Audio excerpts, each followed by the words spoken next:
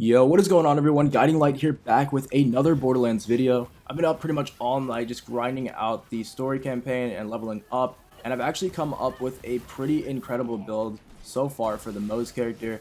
Now, I came up with this build about halfway through the story, and I've been running it ever since. Paired with the correct weapons, it can be an incredibly deadly class. I've actually been running this gun for the past like 10 or 15 levels. I've been obsessed with this class ever since I made it. And it works with a variation of different weapons and stuff, but I think with the weapon that I have on right now, it definitely works the best. So let's get into everything that is on this build. We're going to start out with the skill trees. I'll show you guys the exact perks that I have purchased, and I'll talk about why it is that I chose to choose those perks as well.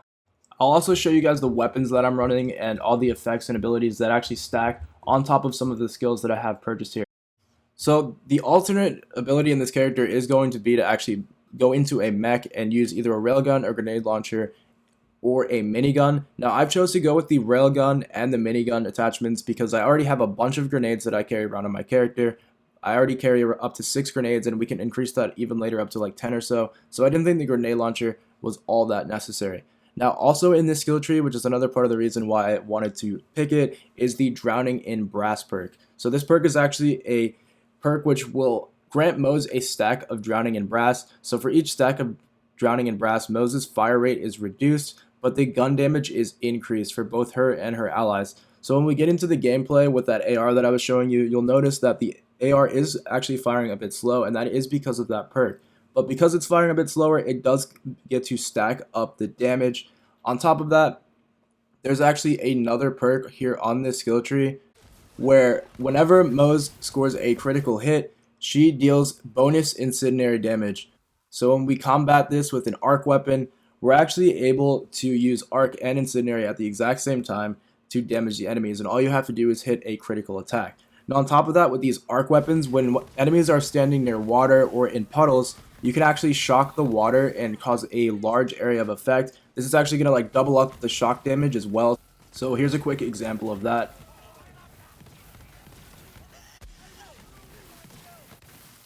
So you can deal a ton of damage to enemies in the water. On top of that, with the shock effect, it's actually going to stun them in place, so they won't actually be able to damage you anymore as well. There's another perk on the skill tree where as your health gets lower, your bullet damage gets higher. So in those shocking puddles, you can actually damage yourself if you want to, or just as you're taking damage from the enemies, you can use this ability to stack with the Drowning in Brass perk, which I just talked about, which is going to lower the fire rate of the weapons but also increase the damage. Now you may have noticed that I did not choose to upgrade the blue skill tree at all, the Demolition Woman. Now don't get me wrong guys, there's some really good perks in this tree, it's just that they don't come around until the bottom. So maybe once I level up my character some more and I get closer to like level 50 or like get closer to max level, I'll choose to actually skill out this tree. It's just that you have to get all the way down into the 4th row before it really becomes effective. There's also that perk at the bottom where wherever Moze deals damage with a gun, there's a chance of a secondary explosion, but you have to use so many skill points in order to unlock it that I just don't think that it's worth it.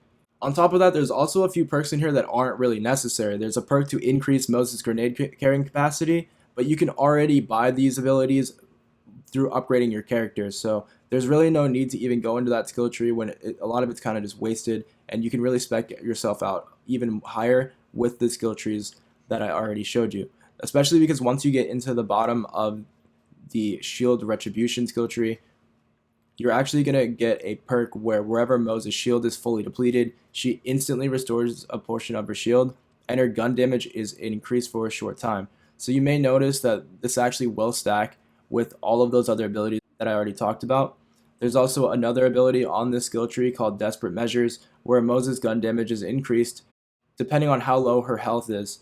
So this is going to stack with the other perk with her shield popping. This is going to get extremely important when we get into class mods, because there's actually class mods that force you to lower your health to a standard of like 300. So this is going to permanently boost your damage. There's also the perk where after killing an enemy, Moze gains a stack of Doctrine. For every stack of Doctrine, Moze's maximum shield and gun damage are increased.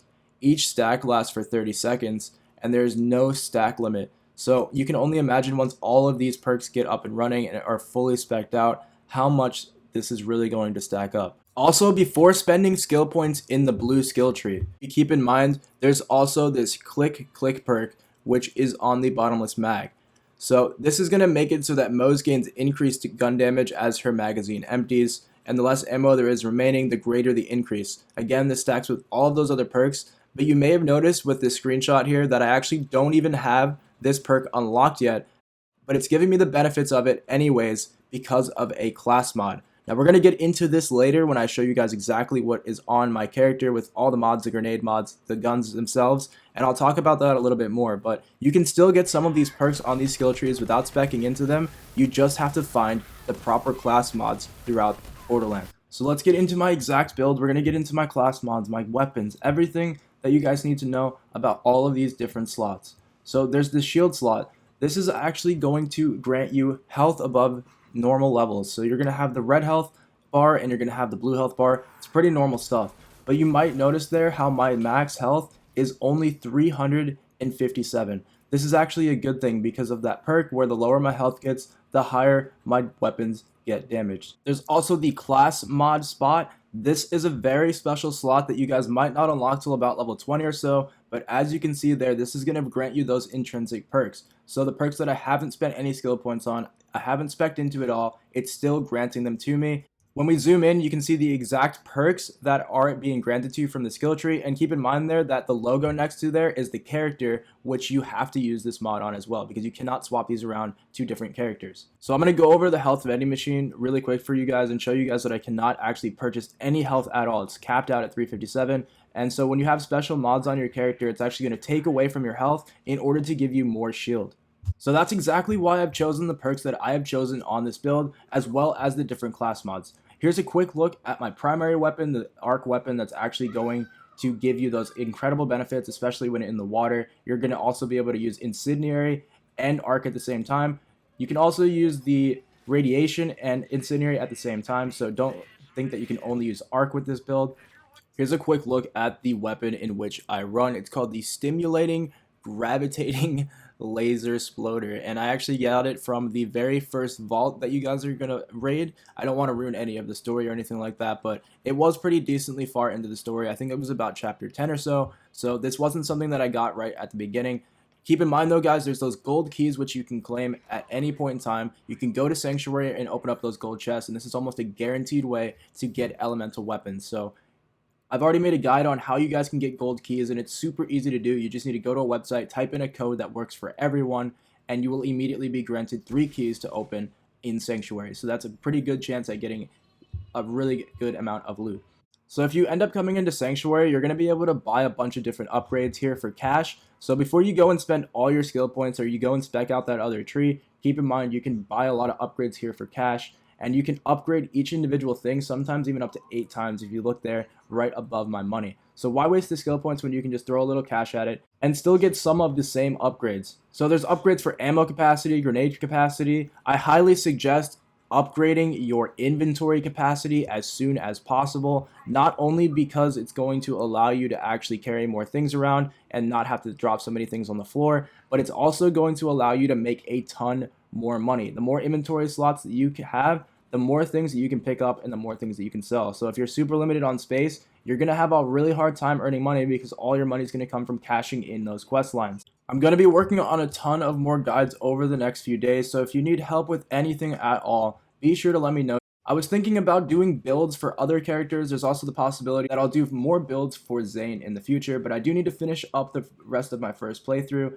Then I need to go on to finishing up playthroughs on the other characters and also just fully speccing out this character, as you do get a whole new skill tree unlocked once you beat all of the main missions. So this is just the very first build here on the channel. If you enjoyed the video, be sure to subscribe so you don't miss any of the future content I'll be putting out. I tried to go as in-depth as possible because I know a lot of people are like Borderlands veterans. I know a lot of people, you know, they played it like 10 years ago, but maybe they forgot about a lot of stuff. And then there's the people that haven't played at all. So I'm sorry if parts of the video were boring for you, but I wanted to make sure that we explained everything because I know a lot of people might not know exactly what's going on. So hopefully this video helped you guys out. If it did, be sure to drop a like down below, and I will catch you guys in the next Borderlands video.